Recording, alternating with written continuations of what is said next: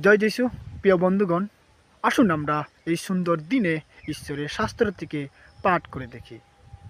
গীত সংহিতা 31-14 এবং 15 পদে এরূপ লেখা আছে, কিন্তু সদাপ্রভু, আমি তোমাকে বিশ্বাস করি। আমি বললাম, তুমি আমার ঈশ্বর। আমার ভবিষ্যৎ তোমার হাতে।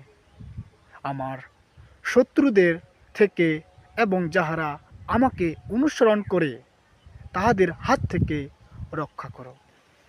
আমেন।